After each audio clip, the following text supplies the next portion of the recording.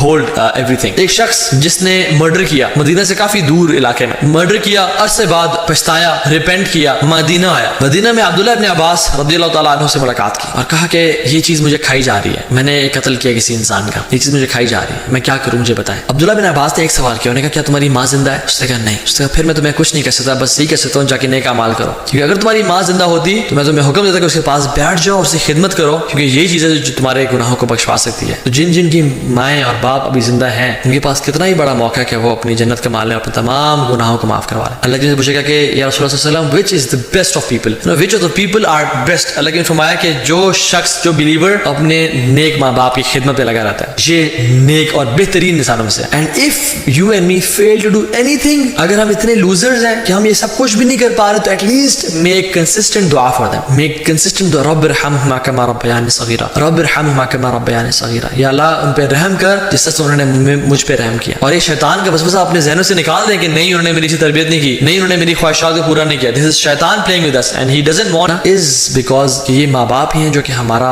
جنت کا دروازہ بن سکتے ہیں. جنت کے 8 دروازے ہیں نا، ان میں سے جو بیچ والا دروازہ اللہ کے نبی نے فرمایا صلی اللہ علیہ وسلم کے باپ کا ہے. یہ جو باپ کی خدمت کرے گا وہ شخص اس دروازے سے داخل ہوگا. باپ کی رضا میں اللہ کی رضا ہے، یہ بھی حدیث ہے اوتھینٹک. باپ کی رضا میں اللہ کی رضا ہے، جس کا باپ اسے ناراض اس کا رب بھی اسے ناراض. ہم نے کہ آپ کافر باپ کی بھی اطاعت کریں اور شرک کریں اس کے کہنے پہ، نہیں، میں کہہ رہا ہوں مسلمان ماں باپ. ابراہیم علیہ السلام نے جب آزر نے وہ کیا کرتا تھا، بت بناتا تھا، بت صرف پوجا نہیں کرتا بلکہ بتوں کو تراشتا تھا اور بیچتا تھا. It was his business. اس نے کیا بولا، میرے ان کو پوجا کرو. تو ابراہیم علیہ السلام نے کیا فرمایا، یا اباتی، اے میرے پیارے ابا جان. ایک بت تراش کو بھی بول رہے ہیں اتنے پیار سے اور اخلاق سے. یہ نہیں کہا کہ آپ کافر ہیں، آپ مشرک ہیں، میں نبی ہوں، یہ کیا چل رہا ہے میرے گھر میں، آپ جہنمی ہیں پکے پکے. نہیں، باپ ہے نا، اخلاق سے پیش آنا. یا اباتی، اے میرے پیارے ابا جان. اس کا اردو میں یہ ترجمہ ہے، اے میرے پیارے ابا جان، او مائی ڈیئر فادر. سبحان اللہ. دس از دا لیگیسی آف پروفیٹس اور دس از دا لیگیسی آف اسلام کہ ہمارا اسلام میں کیا سکھاتا ہے اپنے ماں باپ کے حوالے سے. This is what I have to say today کہ ہمارے جن جن کے ماں باپ زندہ ہیں ان کے لیے بہت بڑی اپرچونٹی ہے کہ آپ لوگ جنت کے اعلیٰ درجات اور بڑے درجات کو پالیں، ان کی اس دنیا میں خدمت کر کے اینڈ ڈونٹ فیل شائے. اور جن کے والدین اس دنیا سے چلے گئے ان کے لیے کثرت سے دعا کریں کہ اللہ تعالیٰ ان کو معاف کر دے، انہیں گناہوں کو بخش دے. کیونکہ حدیث میں کیا آتا ہے، ایک شخص کے درجات بلند کیے جائیں گے اور وہ کہے گا یا اللہ میرے تو اعمال کا بدلہ مجھے مل چکا، اب یہ کس چیز کی، میں تمہاری نیک اولاد دنیا میں تمہارے لیے دعا کر رہی ہے، تمہاری نیک اولاد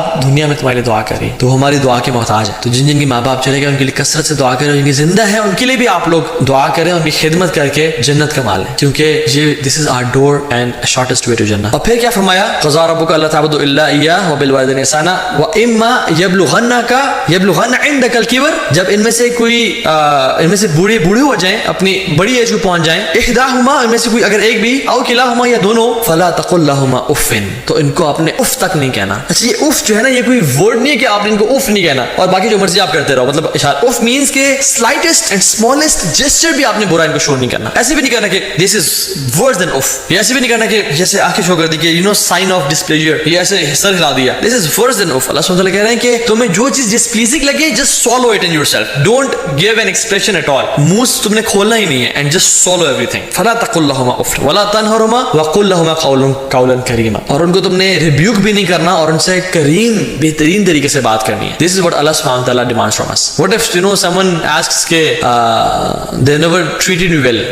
بات کیا ہے کہ ہم نے ان کے ساتھ احسن طریقے سے پیش آنا. اللہ کے نبی صلی اللہ علیہ وسلم ایک اور جگہ پہ بلکہ قرآن کی آیت ہے کہ اگر تمہیں وہ شرک کرنے کا بولے تو تم نے کیا کرنا ہے. اللہ تعالیٰ فرماتے ہیں وَإِن جَاهَدَاكَ عَلَىٰ أَن تُشْرِكَ بِهِ مَا لَيْسَ لَكَ بِهِ عِلْمٌ فَلَا تُطِعْهُمَا. اگر تمہیں وہ پش کر رہے ہیں کہ تم نے شرک کرنا ہے تو پھر تم ان کی اطاعت نہ کرو، لیکن کیا کرو، وَصَاحِبْهُمَا فِي الدُّنْيَا مَعْرُوفًا. دنیا میں ان سے بہترین اور احسن طریقے سے پیش آؤ. تمہارا کریکٹر اور اخلاق ٹاپ کا ہونا چاہیے. یہ نہیں کہنا کہ نہیں جی آپ مجھے کیا شرک کرنے کا بول رہے ہیں، آپ نکل جائیں یہاں سے اور آپ اسلام میں نہیں رہے اور مطلب انسان آل فال. نہیں، وَصَاحِبْهُمَا be their اصحاب، be their companions، be their guardians فی الدنیا معروفا. معروف مینس کہ بہترین طریقے سے، احسن طریقے سے، اچھے طریقے سے ان سے پیش آنا، لیکن ان کی شرک یا برے کام میں اطاعت نہیں کرنی. اگر کوئی پیرنٹس بولتے ہیں زیادتی ظلم کر رہے ہیں اولاد پہ، کہہ رہے ہیں کہ بیٹا یہ کر لو وہ کر لو، تو اس کو چاہیے کہ وہ اللہ تعالیٰ کی نافرمانی نہ کرے. لا طاعت المخلوق فی معصیۃ الخالق، کہ رب کی نافرمانی میں مخلوق کی اطاعت نہیں ہے. لیکن